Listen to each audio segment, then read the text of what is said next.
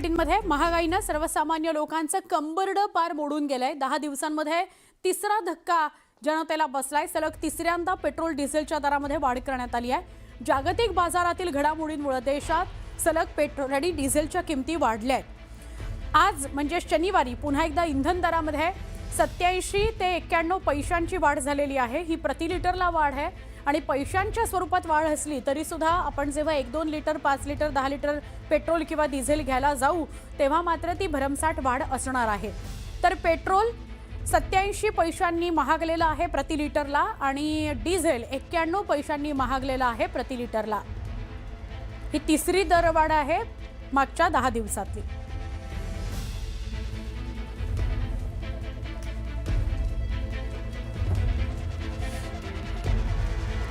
Petrol आणि डिझेलच्या किमतींमध्ये पुन्हा वाढ झाली। पेट्रोलच्या किमतीत प्रति लिटर 87 पैसे तर डिझेलच्या किमतीत प्रति लिटर 91 पैशांची वाढ झाली। 10 दिवसांपेक्षा कमी कालावधीमधली ही तिसरी वाढ आहे। पहिल्या वेळेला जी वाढ झाली होती ती पेट्रोलमध्ये 3 रुपयांची वाढ झालेली होती आणि डिझेलमध्ये 3 रुपये 11 पैशांची प्रति लिटरला वाढ झालेली होती। दुसऱ्या वेळेला जी वाढ झाली ती सुद्धा पैशांमध्येच झाली, म्हणजे साधारणपणे 85 ते 90 पैसे पेट्रोल महागलेलं होतं आणि 91 ते 95 पैसे प्रति लिटर डिझेल महागलेलं होतं। आता ही तिसरी दरवाढ आहे आणि तिसरी दरवाढ जी आहे ती फक्त 10 दिवसांमधली तिसरी आहे। खरं तर पेट्रोल आणि डिझेलची ही तिसऱ्यांदा वाढ झालेली आहे। मुंबईसारख्या महानगरामध्ये जे शहर सातत्यानं धावत असतं, इथे लोक कधीही थांबत नाही असं म्हटलं जातं, अशा शहराला सुद्धा त्याचा फटका हळूहळू बसू लागलाय। आपण जर बघितलं तर मुंबईच्या पेट्रोल पंपांवर जरी ही गावाकडच्या सारख्या रांगा लागलेल्या नसल्या, इथे पेट्रोल आणि डिझेल जरी उपलब्ध असलं तरी सुद्धा 10व्या दिवशी सलग तिसऱ्यांदा वाढ होणं हे कुणालाही परवडणारं नाहीये। मी सध्या मुंबईच्या प्रभादेवी परिसरातल्या सिद्धिविनायक मंदिराच्या समोरच्या पेट्रोल पंपावर उभी आहे, ज्या ठिकाणी तुम्ही पाहत आहात की लोक येत आहेत, पेट्रोल भरतायत, परंतु सलग तिसऱ्यांदा वाढ झाल्यामुळे त्याचा फटका हा सर्वसामान्य नागरिकांना बसताना आपल्याला बघायला मिळतो। आज जर आपण बघितलं तर पेट्रोल हे 108 रुपये 45 पैसे लिटर आहे, तर डिझेल हे 95 रुपये 2 पैसे एवढं झालेलं आहे।